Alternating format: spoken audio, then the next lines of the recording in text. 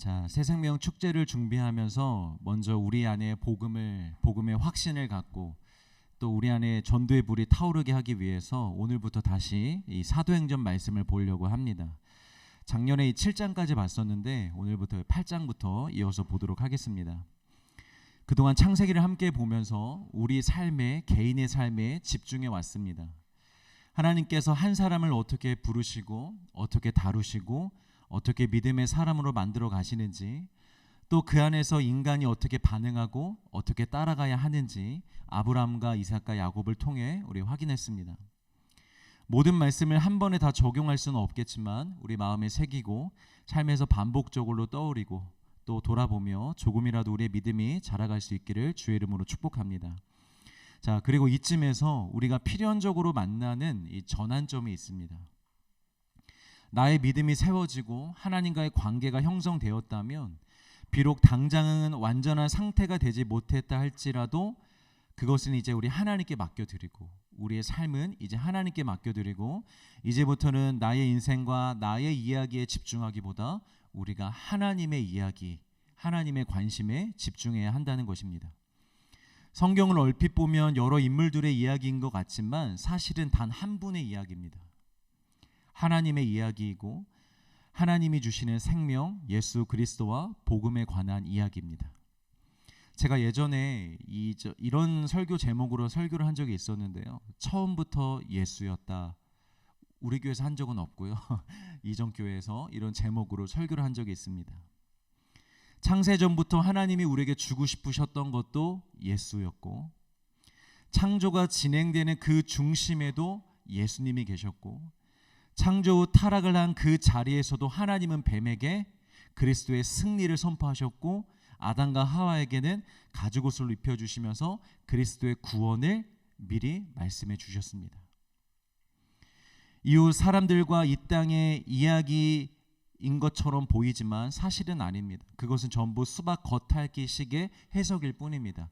인생은 어떻고 어떻게 살아가야 되고 어떻게 하면 이 생에서 저 잘 살고 이런 모든 것들은 수박 겉핥기예요, 여러분. 이제 그만 수박의 겉을 핥으시고 수박을 깨시고 여셔서 그 안에 있는 새빨간 수박을 먹으시길 주의 이름으로 축복합니다. 선홍빛의 예수 그리스도의 십자가의 보혈입니다. 여러분, 우리 거기까지 가야 됩니다. 성경은 예수와 십자가 중심으로 흐릅니다. 그런데 중요한 건 무엇이냐면 그 십자가의 보혈의 피가 언제나 죽어가는 영혼들을 향해 흐른다는 거죠. 그리고 그 예수님의 눈과 마음은 언제나 잃어버린 한 영혼들을 향해 흐르고 있는 것입니다. 부활의 주님이 베드로를 찾아가셔서 그의 마음과 믿음을 회복시켜 주셨습니다. 그런데 마음과 믿음이 회복되는 그 자리에서 예수님이 빠뜨리지 않고 바로 이어서 말씀하신 게 있어요. 그것이 무엇이었죠? 이제 너도 좀 자유롭게 행복하게 살아라? 또 아닙니다. 내 꿈을 펼쳐라? 또 아닙니다. 무엇을 말씀하셨냐면 죽음을 각오하고 내 양을 먹이라는 것이었어요. 너의 삶을 바쳐 복음을 전하고 가르치라는 것이죠. 이것은 사도들만을 위한 특별한 사명이 아닙니다. 그 사도들로부터 가르침을 받은 제자들, 그 제자들에게 가르침을 받은 제자들, 그 제자들에게 가르침을 받은 제자들, 그들의 제자, 그들의 제자, 그들의 제자. 오늘날에 우리가 그 제자가 된 거잖아요. 우리에게 이르기까지 모든 그리스도의 제자들에게 주시는 명령입니다. 마태복음 4장 19절 말씀 우리 같이 한번 읽어볼까요? 시작. 따라오라, 내가 너희를 사람을 낚는 어부가 되게 하리라 하시니. 자, 이 말씀에서 사람을 낚는 어부가 되게 하신다고 했는데 원어로 보면 사람을 낚는 어부가 아니라 사람들의 어부가 되게 하시겠다는 말입니다. 그래서 어떤 신학자가 이것을 해석하면서 이런 얘기를 해요. 우리가 사람을 낚아채는 게 아니라, 우리가 사람을 낚아오는 게 아니라 사람들이 먹을 물고기를 우리가 잡아다가 주는 것이다. 이렇게 해석하기도 합니다. 논쟁이 있습니다. 이게 맞냐 저게 맞냐. 그런데 둘 다 맞는 거예요, 사실은. 또 다른 비유에서 추수꾼의 비유가 있잖아요. 알곡들을 우리가 가서 주워온다. 이 관점에서 보면 우리가 사람을 낚는 어부가 되기도 합니다. 사람들을 낚아서 교회 데려오는 거예요. 여러분, 낚아오시길 바랍니다. 그러나 또 한편으로는 낚아오기만 하면 어떡합니까, 여러분? 물고기를 잡았으면 어떻게 해야 되겠어요? 우리가 먹어야 돼요. 우리가 먹으려고 낚는 거 아니잖아요. 줘야죠. 그 물고기가 이제 새로운 곳에서 살게 하려면 그에게 먹을 양식을 줘야죠. 그래서 그들에게 먹을 양식도 주어야 됩니다. 하나님의 말씀을 주어야 한다는 것이죠. 예수님께 은혜를 받고 예수님을 사랑한다 고백하는 자들은 이 일을 하라는 거예요. 사람을 낳고 사람에게 먹을 것을 주고. 믿으시길 바랍니다. 신앙생활을 하면서 맨날 나의 삶과 나의 마음만 들여다보고 있으면 여러분 안 돼요, 여러분. 예배를 통해 회복이 되었으면 그 순간부터는 시선이 주를 향하고 주의 마음을 향해야 됩니다. 그런데 대부분 예배와 말씀과 기도를 통해 좀 회복이 되면 복음으로 나아가기보다는 예수님께 나아가기보다는 또다시 그냥 우리의 삶으로 돌아갈 때가 많아요. 아주 조금 신앙적인 요소가 생기기는 하겠지만 똑같은 삶의 패턴, 똑같은 관심, 똑같은 생활, 똑같은 습관을 따라 살 때가 더 있다는 거죠. 달라진 것이 있다면 그냥 조금 기분이 좋아졌다는 거예요. 은혜 받아서 기분 좋게 일하고, 이전보다 기분 좋게 운동하고, 기분 좋게 사람들 만나고, 어쩌면 그래서 우리의 신앙이 제자리인 건지도 모르겠습니다. 우리에게만 관심이 있어서, 나에게만 관심이 있어서. 여러분, 물은요 흐를 때 에너지가 생기는 거잖아요. 가만히 있으면 물은 에너지가 없어요. 물은 흘러야 거기서부터 에너지가 생깁니다. 마찬가지로 복음과 은혜도 흐를 때 더 강력해지는 줄 믿으시길 바랍니다. 내 삶과 나의 감정을 위해서만 우리가 은혜 받으려고 하면 은혜 받기도 힘들 뿐더러 하나님의 긍휼하심으로 은혜를 받았다 할지라도 내가 그것을 나의 감정과 나의 삶과 내 마음 다스리는 데만 쓰고 있다면 여러분 금방 힘을 잃어버리게 될 거예요. 우리 이런 경험 너무나 많이 해보셨잖아요. 이따금씩 마음을 울리고 평안해지는 은혜를 받기는 받았는데 얼마 가지 못해 더 이전보다 피폐해진 것 같은 상황, 그런 마음들.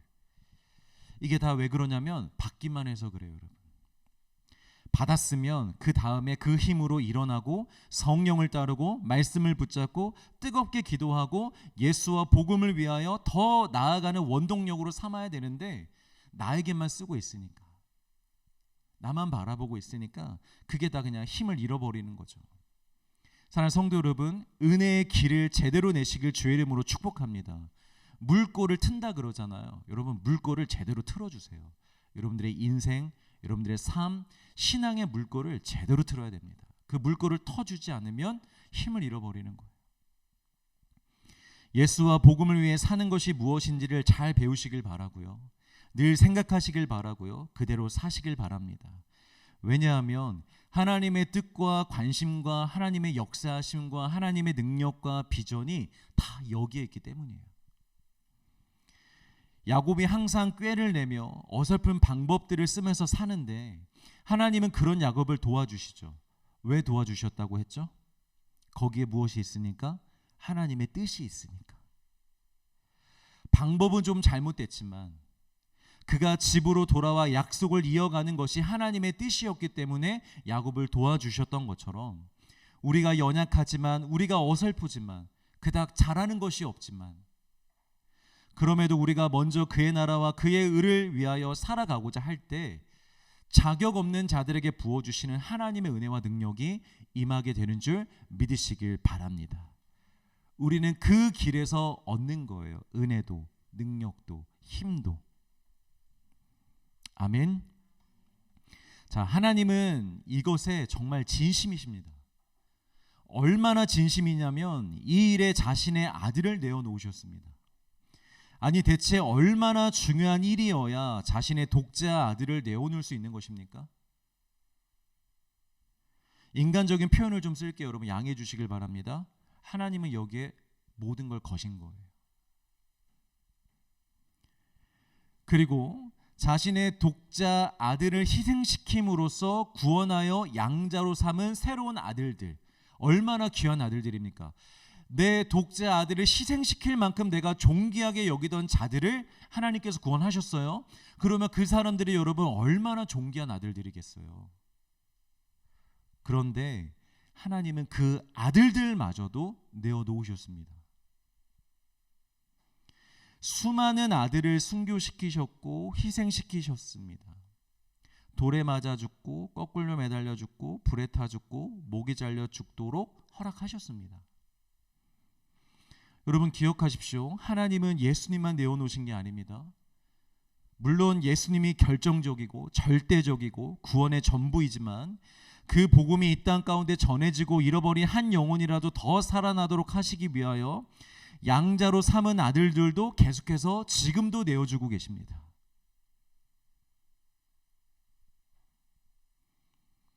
예수님의 희생만 있었던 게 아닙니다, 여러분. 수많은 하나님의 아들들의 희생도 있었습니다. 그만큼 하나님은 이 일에 너무 진심이십니다. 한 영혼을 구원하는 일, 한 영혼을 살리는 일. 제가 원래는 오늘 설교 때 제 방에 있는 액자를 제가 가져와가지고 이렇게 보여주려고 그랬는데 정신이 없는 바람에 제가 지금 못 갖고 왔어요. 어떤 액자냐면 99마리의 양이 우리 안에 있고 한 마리 양이 우리 밖으로 나갔는데 이 목자가 99마리 양을 두고 그 한 마리를 찾아 나서는 그 그림이에요. 이따가 한 번씩 보고 가세요, 여러분. 제가 지금 못 갖고 와가지고 그 그림을 한번 생각해 보시면서 들어보세요. 여러분 예수님을 사랑하십니까? 예수님을 믿으십니까? 아멘. 여러분들의 고백을 예수님이 받으신 줄 믿습니다. 그럼 이제 우리 그 울타리 안에 있으면서 왜 주님 자꾸만 밖으로 나가시냐고, 왜 이 울타리 안에 이거 보수 안 해주시냐고, 왜 여기 관계 정리 안 해주시냐고, 왜 여기 내 잠자리 마련해 주시지 않냐고, 우리 이렇게 원망하고 따지기보다 울타리 밖에 나가서 한 영혼을 찾고 계시는 주님을 따라가는 자들 되시길 주의 이름으로 축복합니다. 이미 우리 울타리 안에 들어온 양들이잖아요. 이런 믿음으로 고백하셨잖아요. 그러면 이제 이 울타리 안에서 뭐가 어떻고 저떻고 하지 말고 한 명의 양을 향하여 밖으로 나가 계시는 그 목자 되시는 예수님의 마음을 알고, 예수님 우리도 함께 따라가며 그 한 마리 양을 함께 찾겠습니다 하면서 같이 나갈 수 있는 성숙한 그리스도인들이 되기를 간절히 소망합니다. 그렇게 그 목자 되시는 예수님을 따라 나갈 때 여러분 그때부터 진짜 우리 행전이 쓰여지는 거예요. 그때부터 진짜 우리 삶에 놀라운 하나님의 역사하심이 일어날 줄 믿습니다. 할렐루야. 자, 7장의 마지막 스데반의 집사의 순교였죠. 여러 성경학자들이 말하는 것이 이 성경에 나오는 설교 중에 예수님의 설교를 제외하고 이 스데반 집사의 설교가 가장 탁월한 설교였다고 주장하는 사람들이 있습니다. 특히 이 베드로의 설교와 비교를 하는데 베드로의 설교는 매우 심플하고 단순하고 논리도 좀 부족하다고 아주 맹렬하게 비난을 합니다. 비평을 합니다. 그에 반해서 스데반 집사의 설교는 매우 논리적이고 이스라엘의 역사를 꿰뚫는 아주 정교한 설교라고 평가를 합니다. 그런데 이렇게 좋은 설교였는데, 가장 위대한 설교였는데 그 결과가 무엇입니까? 죽음입니다. 스데반 집사가 이 설교를 한 다음에 바로 죽습니다. 순교를 당합니다. 어설픈 베드로의 설교를 통해서는 수천 명이 돌아왔는데 스데반 집사의 설교로는 단 한 명도 돌아오지 않았어요. 오히려 죽임을 당합니다. 말씀이 너무 찔려서 역효과가 났던 것일까요? 아니면 베드로는 사도인데 스데반은 집사여서 능력의 차이가 있었던 것일까요? 흥미로운 것은 이따가도 나오겠지만 7 집사 중에 또 다른 집사였던 빌립이 사마리아에 가서 복음을 전하자 그 마을 전체가 한 번에 회심을 하여 주님께 돌아옵니다. 그런데 왜 스데반 집사에게만 이런 일이 일어났을까요? 똑같이 했는데, 아니 그들보다도 더 설교가 좋다고 평가를 하고 있는데 왜 스데반 집사의 때는 죽임을 당한 것일까요? 스데반 집사가 실패한 것일까요? 사실 이런 질문을 한다는 것 자체가 넌센스입니다. 사역의 성공과 실패 그리고 사역의 열매는 우리가 판단하고 생각할 수 있는 것이 아닙니다. 육의 생각으로 보자면 스데반의 죽음은 실패인 것처럼 보일 수밖에 없죠. 더군다나 이 스데반의 죽음을 계기로 본격적인 교회의 핍박이 임합니다. 여기서부터 이제 사울이 처음 등장하거든요. 사울 1절을 보면 사울이 스데반이 죽은 것을 마땅한 것으로 여겼어요. 그리고 거기에서 힘을 받아서 그때부터 이 사울이 뭘 하냐면 군대를 동원해서 그리스도인들의 집을 다 찾아갑니다. 그리고 그 집을 다 망가뜨려 버립니다. 사람들을 잡아갑니다. 옥에 가둡니다. 고문시킵니다. 그래도 끝까지 예수를 믿는다 그러면 죽입니다. 이런 핍박이 이때부터 벌어지기 시작한 거예요. 그래서 너무나 놀란 사람들이 사도들을 제외하고는 다 뿔뿔이 흩어져서 전 세계로 흩어지게 되죠. 차라리 설교를 하지 말지, 집사가 왜 괜히 나서가지고 이 사단을 만들었느냐 할 수도 있을 만큼 이제 시작된 지 얼마 되지 않은 이 교회가 완전히 망한 것처럼 보여요. 분명 예루살렘 교회가 굉장히 빠르게 크게 부흥하고 성장했는데 단 한순간의 일로 완전히 꼬꾸라지고 망하고 실패한 것처럼 보인다는 거죠. 그런데 과연 이게 실패일까요, 여러분? 8장 4절 말씀을 우리 같이 한번 읽겠습니다. 시작. 그 흩어진 사람들이 두루 다니며 복음의 말씀을 전할세. 흩어진 사람들이 뭘 했다고요? 복음을 전했답니다, 여러분. 흩어진 사람들은 죽음이 두려워서 도망갔던 게 아니었어요, 여러분. 사도들만 믿음이 좋아서 남아 있었고 흩어진 그리스도인들은 믿음이 없어서 살려고 도망갔던 게 아니라 뭔지는 모르겠지만 이들이 흩어져서 자신들의 살 길을 찾은 게 아니라 그곳에서 복음을 전했다는 거죠. 여러분, 어디 가든지 복음을 전할 수 있는 믿음의 사람들이 되시길 주의 이름으로 축복합니다. 어떤 흩어질 일들이 생길 때마다 좌절하고 낭망하고 내 길 찾느라 시간 쓰는 자들이 아니라, 세월을 낭비하는 자들이 아니라 어떠한 상황에서도 복음을 전하는, 만나는 모든 사람들에게 예수를 전하는 그런 우리가 되기를 소망해요. 핍박과 흩어짐의 사건을 인간의 인생의 관점에서 보자면 분명히 실패입니다. 끝입니다. 망한 것입니다. 왜냐? 집을 잃었잖아요, 여러분. 집을 잃으면 끝 아니에요, 여러분. 우리 삶에 우리 집이 없다고 생각해 보세요. 어떻게 살아갑니까? 아무리 뭐 회사가 있고 교회도 있고 친구들과의 관계도 있어. 그런데 오늘 밤 내가 잘 곳이 없어. 그러면 그 인생이 어떤 인생이에요? 살 수 없는 인생이잖아요. 그러나 이 사건을 복음의 관점, 영혼의 관점에서 한번 보십시오.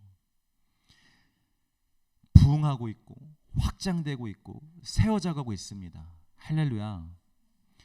그리스도인들의 삶이야말로 멀리서 보면 비극인데 가까이서 보면 대희극입니다. 인간의 눈으로 보면 비극이에요. 그리스도인들 그렇게 잘 사는 사람 여러분 많지 않아요. 가끔 TV에 나와서 그리스도인들이 잘 사는 사람들 너무 부러워하지 마세요, 여러분. 우리 그렇게 되지 않을 확률이 더 높아요. 보통 그리스도인의 삶은 그렇게 부자의 삶, 풍요로운 삶을 사는 게 아닙니다. 그러나 가까이 가보면 그 안에 그 어떤 부자들보다도 그 어떤 가진 자들보다도 비교할 수도 없는 기쁨과 평안과 감사와 영광이 있다는 것을 보게 될 줄 믿습니다. 그게 그리스도인들의 삶이에요. 세상 사람들은 멀리서 보면 희극이에요. 우리보다 즐겁게 살죠. 하고 싶은 대로 살죠. 더 좋은 곳에도 많이 가죠. 더 좋은 곳도 많이 먹죠. 더 기뻐 보이죠. 더 뭔가 있는 것처럼 보여요. 그런데 더 가까이 들어가 보세요. 그들의 영혼까지 들어가 보세요. 그 안에 비극이 있고 비참이 있고 비통이 있습니다, 여러분. 영혼이 죽어가니까. 이것을 볼 수 있길 바라요. 여러분, 우리의 인생은 지금 막힌 것이 아닙니다. 실패한 것이 아닙니다. 여러분들은 지금 영적으로 형통한 삶을 살고 있는 것입니다. 믿으시길 바랍니다. 제가 이 교회 담임 목사여서가 아니라, 우리가 개척해서가 아니라, 여러분들이 지금 이 자리에 모여서 우리가 이런 말씀을 나눌 수 있다는 게 여러분들이 이미 영적으로 형통한 길을 걸어가고 있는 것입니다. 여러분, 우리의 인생은 지금 수렁에 빠진 게 아니에요. 여러분들은 지금 하나님 나라에 들어오신 것입니다. 하나님 나라에 들어왔기 때문에 옛사람의 헌옷을 버리고 더러워진 몸을 씻느냐고 잠깐의 시간이 필요할 뿐이지, 우리 지금 하나님 나라에 거하는 존재들이에요. 우리의 인생은 지금 망가져가는 것이 아니라 전능하신 하나님 손에서 빚어져 가고 있는 것입니다. 여러분 믿으시길 바라요. 당장의 결과와 겉으로 보이는 것만 보고 판단하지 마십시오. 여러분 보이는 게 전부가 아닙니다. 보이지 않는 세계가 더 큽니다. 빙산의 조각이라 그러죠. 맞나? 갑자기 빙산의 일각이라 그러죠. 보이는 건 아주 작아요. 그런데 많은 사람들이 그 작은 부분을 보면서 내 인생이 성공했다 망했다 이러고 있는 거예요. 여러분 그 밑에 보이지 않는 걸 보십시오. 그 안에서 역사하시는 하나님의 능력을 보십시오. 하나님의 나라를 보십시오. 거기에 우리 영광이 있고 우리의 모든 소유가 있고 우리 전부가 있습니다. 얼마 전에 우리 포항의 참 행복한 교회 아시죠? 작년에 우리 선교 갔던, 재작년에도 갔었죠. 사모님에게 주일 밤에 연락이 왔습니다. 참 행복한 교회 여러분 할렐루야, 이 청년들이 20명이 와서 예배를 드리고 있대요. 지금 너무 놀랍지 않아요? 그것도 시험 기간에. 보통 애들은 시험 기간에 안 와요. 교회에 대학생이 시험 기간에 잘 안 와요. 한 동네는 특히 더 그렇고요. 그런데 그 20명의 학생들이 시험 기간에도 불구하고 내일 시험이 있음에도 불구하고 교회 와서 지금 예배를 드리고 있는데, 사모님이 기도하다가 너무 감동이 돼서 저한테 전화를 하신 거예요. 그러면서 하시는 말씀이, 그동안 더 라이프 처치가 2년 동안 오셔서 우리 청년들을 위해 같이 함께 예배하고 선교하고 기도해 주셔서 그 씨를 뿌려 주셔서 이렇게 열매를 맺고 된 거라고. 그게 감사하다고 이게 연락이 온 거예요. 그런데 여러분 아니에요. 우리가 심은 게 아니에요. 목사님과 사모님이 심은 거예요. 제가 오늘 우리 새 가족들은 이 스토리를 잘 모르니까 제가 나중에 따로 얘기해 줄게요. 저 따로 만나요. 다 시간이 없어서 다 얘기할 수는 없는데, 그 10여 년의 시간 동안 보이는 것을 쫓지 않고 보이는 열매를 쫓지 않고 보이지 않지만 묵묵하게 한 영혼을 위해서 수고하신 목사님과 사모님, 그리고 그 교회 성도들, 그들이 그렇게 심었기 때문에 지금 이렇게 열매를 맺고 있는 것입니다. 여러분 수천 명이 다니는 교회에도요, 구원받을 백성이 10명도 안 되는 교회가 있을 수 있어요. 그러나 30명이 다니는 교회에 30명이 다 구원받을 수도 있습니다. 어떤 교회가 더 큰 것입니까? 보는 대로 보이는 것에 우리 마음을 빼앗기지 않기를 바라고, 보이지 않는 것을 보면서 늘 기쁘게 감사하게 살아갈 수 있는 우리 삶이 되기를 주의 이름으로 축복합니다. 자, 사도행전 7장까지는 예루살렘이 복음으로 가득 채워지는 역사가 진행되었는데, 그리고 이제 이 복음이 예수님의 말씀을 따라 이제 예루살렘 밖으로 나아가야 되는 거죠. 온 유대와 사마리아와 땅끝까지. 그때가 되어서 하나님이 지금 사람들을 흩으시고 계신 것입니다. 그러니까 이게 어쩔 수 없이 교회가 지금 당하고 있는 게 아니고요, 하나님께서 허락하신 흩어짐이라는 거죠.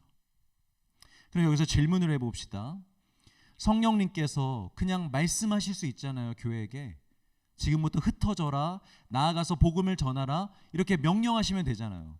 이전에도 그런 일이 있었죠. 성령님께서 성도들에게 직접 감동을 주셔서 성도들로 하여금 자신들의 재산을 정리해서 교회 헌금하게 했어요. 가난한 사람을 도와주도록. 그 사람이 한 게 아니에요.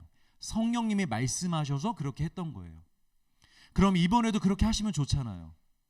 감동을 주셔서 더 라이프 처치는 어디로 가고 어디 교회는 어디로 가고 이렇게 흩어져서 복음을 전해라, 이렇게 하시면 되는데 왜 그렇게 안 하셨을까요? 물론 그렇게 쉽게 할 수 있죠. 그러나 여러분, 하나님은 쉬운 방법을 택하시는 것이 아니라 깊은 방법, 진리를 택하시는 분이십니다. 아담과 하와가 죄를 범했을 때 이 세상에 생긴 규칙이 하나 있었어요. 제가 지금 생각나는 단어가 규칙밖에 없어서 이렇게 표현하는데, 어쨌든 이 당시에 생겼던 어떤 룰이 하나 있었어요. 그게 뭐냐면, 새로운 생명은 반드시 해산의 고통을 통해서 낳는다는 거죠. 오늘 이렇게 사랑이가 왔지만 사랑이가 그냥 쉽게 나왔나요? 아닙니다. 한 여인의 해산의 고통이 있었습니다. 그 전에 10개월 동안에 뱃속에 가지고 있는 그 고통도 있었고요. 하나님은 왜 한 생명을 낳기 위하여 이렇게 고통을 허락하셨을까? 왜 고통의 과정을 겪게 하실까? 먼저는 생명이 그만큼 가볍지 않고 그만큼 값없이 주어지는 것이 아니라는 것을 우리로 하여금 깨닫게 하시기 위함입니다. 여러분, 해산의 고통 없이 생명이 태어난다면 이 세상이 어떻게 될 것 같으세요? 저는 조금 더 끔찍해질 것 같습니다. 부모들이, 사람들이 해산의 고통을 통해서 아이를 낳지 않으면, 물론 지금도 가끔씩 아이를 버리는 부모들도 있지만 우리가 이런 해산의 고통이 없다면 지금보다 더 많은 부모들이 아이를 버릴 것 같아요. 상황이 힘들어지면, 어려워지면. 그만큼 고통을 겪어서 낳은 자녀가 아니니까, 쉽게 얻었으니까. 그런데 모성애가 왜 이렇게 강한 거예요? 모성애만큼 강한 건 없는 것 같아요. 옆에서 보면 깜짝깜짝 놀래요. 왜 이렇게 모성애가 강하죠? 해산의 고통을 겪어서 낳은 내 아이이기 때문에 강한 것입니다. 하나님이 그걸 우리에게 가르쳐주고 싶은 거예요. 하나님이 우리를 구원하심도, 하나님이 한 영혼을 살리심도 다 그냥 쉽게 되는 것이 아님을. 그리고 또 하나는 예수 그리스도의 십자가의 희생을 잊지 않기 위함입니다. 기독교 역사에 순교자들이 없었고 교회사에 핍박과 고난이 없었다면 우리가 과연 예수님의 십자가의 무게와 그 실체를 지금처럼 알고 붙들고 전할 수 있겠습니까, 여러분?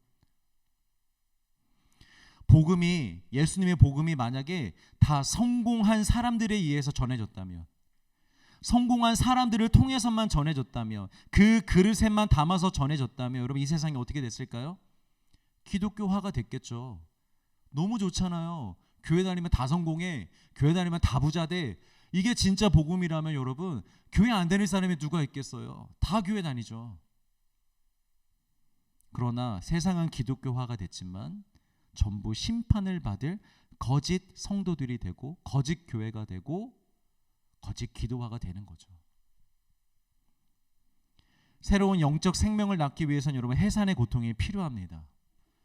누군가 한 영혼을 위해 눈물로 기도해야 됩니다.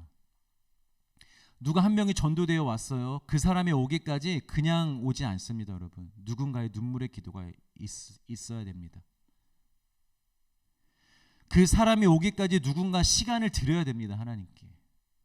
누군가는 마음을 쏟아야 됩니다. 생명까지도 걸어줄 때, 그 사람을 위해서 우리가 생명까지도 내걸고 나아갈 때, 거절과 오해와 멸시와 조롱까지도 감당하며 그들에게 나아갈 때 생명의 역사가 일어날 줄 믿습니다. 여러분, 결심 카드만 쓰고 초대장만 보내놓고 오면 땡큐, 안 오면 어쩔 수 없지 이러지 마시고, 해산의 고통까지는 아니지만 여러분, 한번 그런 시간을 보내보시길 주의 이름으로 축복합니다. 시간을 쓰시고 마음을 쓰시고 눈물을 쏟으십시오. 우리 그 과정을 위해서 지금 이 새생명 축제를 또 여는 거예요. 그 한 영혼을 위해서 하는 거지만 이 과정이 중요합니다, 여러분. 그날 우리가 아무리 맛있는 걸 준비해도, 아무리 좋은 말씀을 준비해도 여러분, 우리가 눈물이 없다면, 그 과정이 없다면, 기도가 없다면 어떻게 되겠습니까? 우리 마음을 다해 봅시다. 아멘. 자, 사도행전 8장 5절부터 8절까지 우리 같이 읽겠습니다. 시작. 빌립이 사마리아 성에 내려가 그리스도의 백성에게 전파하니 우리가 빌립의 말도 듣고 행하는 표적도 보고 한 마음으로 그가 하는 말을 따르더라. 많은 사람에게 붙었던 더러운 귀신들이 크게 소리를 지르며 나가고 또 많은 중풍병자와 못 걷는 사람이 나으니 그 성에 큰 기쁨이 있더라. 자, 또 다른 집사 빌립 집사가 함께 흩어졌어요. 그래서 어디로 가냐면 유대인들과 원수 관계에 있는 사마리아 성에 들어갑니다. 이런 복음은 우리로 하여금 원수에게 나아가게 합니다. 복음이 뭐냐면 원수에게 나아가는 게 복음이에요. 예수님이 원수였던 우리에게 오셨잖아요. 하나님과 원수되었던 우리에게 내려오셨잖아요. 그게 복음이에요, 여러분. 원수에게 다가가는 것, 원수를 용서하는 것, 원수를 사랑하는 것, 원수를 생명으로 초청하는 것, 그게 복음입니다. 그래서 성령님은 내가 원하는 사람, 내가 좋아하는 사람에게만 복음을 전하도록 내버려 두지 않아요. 성령님은 그렇게 하지 않으세요. 반드시 우리를 어디 앞으로 데려가시냐면 원수 앞으로 데려가십니다. 우리의 원수 앞으로 데려가십니다.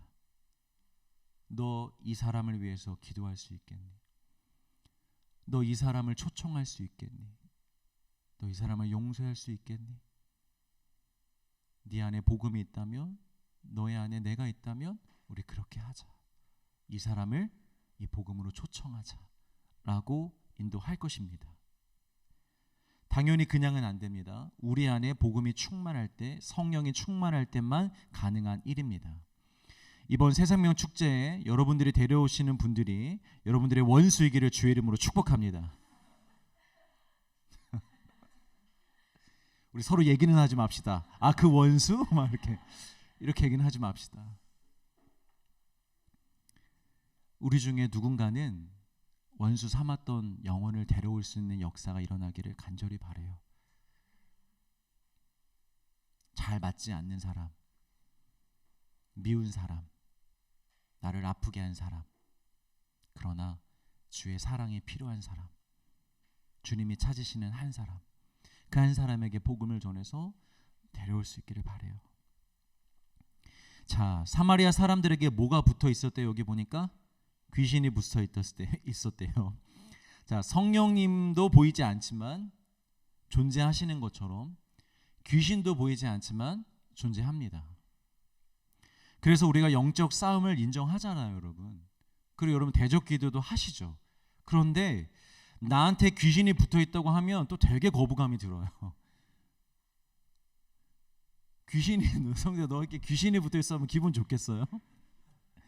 날 이상한 사람 취급하는 것 같고 굉장히 자존심 상하고 마음 기분이 좋지가 않다고요. 그런데 여러분, 여기서 말하는 귀신이 붙었다라는 건 귀신이 들렸다는 게 아니에요. 귀신이 들렸다고 하는 것은 완전히 귀신에게 지배를 당하고 있어서 정상적인 생활이 안 되는 사람, 그런 게 귀신이 이제 들린 거고, 여기서 붙었다라고 표현하는 것은 귀신들의 악한 영향을 받고 있다는 표현입니다. 그러니까 정상적으로 살기는 살지만 영적으로 선한 삶을 살기에는 매우 힘들 만큼 어떤 악의 영향을 받고 있다는 거죠. 그런데 어느 시대나 어느 누구에게나 하나님의 빛과 성령의 임재가 강력하지 않는 곳에서는 귀신들이 이렇게 와서 달라붙습니다, 여러분. 저에게도요. 그리고 여러분들에게도요. 그리고 우리에게 매우 큰 영향력을 끼칩니다. 말씀만 들으면 졸음이 오는 졸음 귀신이 여러분 있습니다, 여러분.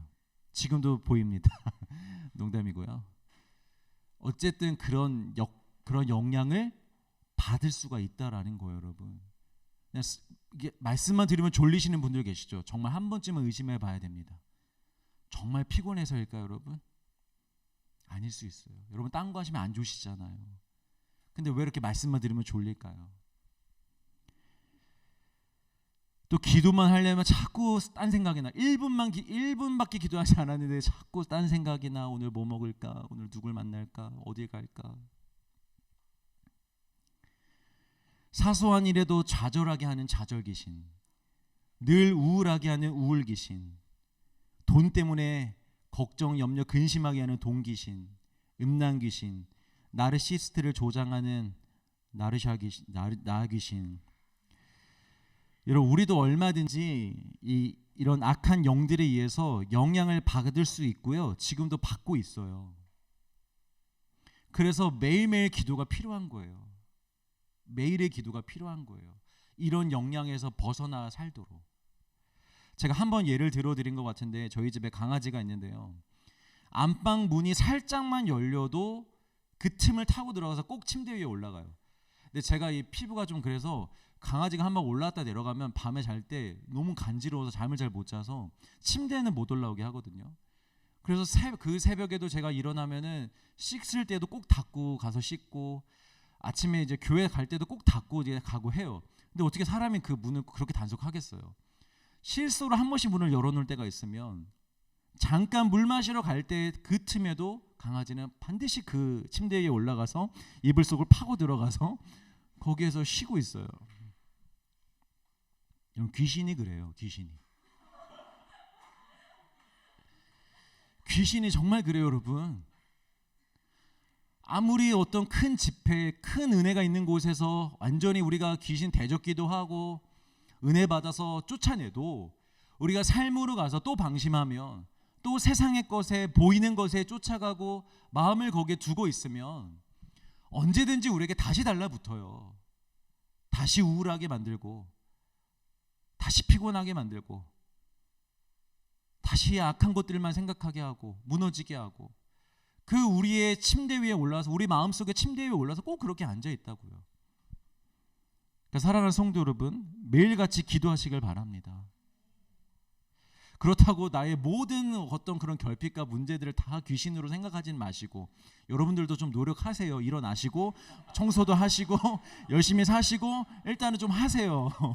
그럼에도 잘 안 되는 부분에 있어서는 여러분들이 그렇게 기도로서 대적하시고 승리하시길 바랍니다. 자, 마지막 우리 8절을 같이 읽을까요? 8절. 자, 시작. 그 성에 큰 기쁨이 있더라. 자, 복음이 선포되는 곳에 귀신이 떠나갑니다, 여러분.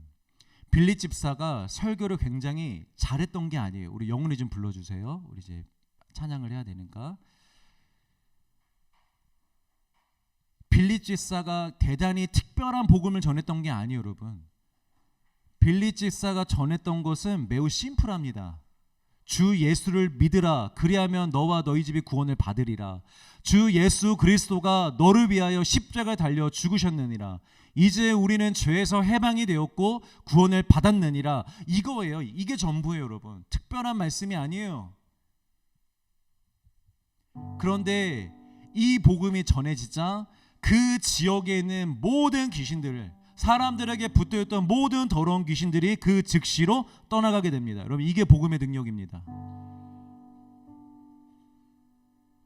여러분, 친구 전도하는 거, 가족 전도하는 거 지금 두려우시죠? 얘가 내 말을 들을까? 여러분 말 안 들어요. 우리 말 안 들어요. 그러나 복음의 능력이 있어. 내가 복음을 전하면 하나님이 듣게 하세요. 하나님의 그들의 귀를 열어주세요. 하나님의 그들의 마음을 움직이실 거예요. 하나님께 맡기세요. 그리고 어둠이 떠나가면 그 자리에 무엇이 가득하느냐? 기쁨이 가득합니다. 그 성에 기쁨이 가득하더라. 할렐루야.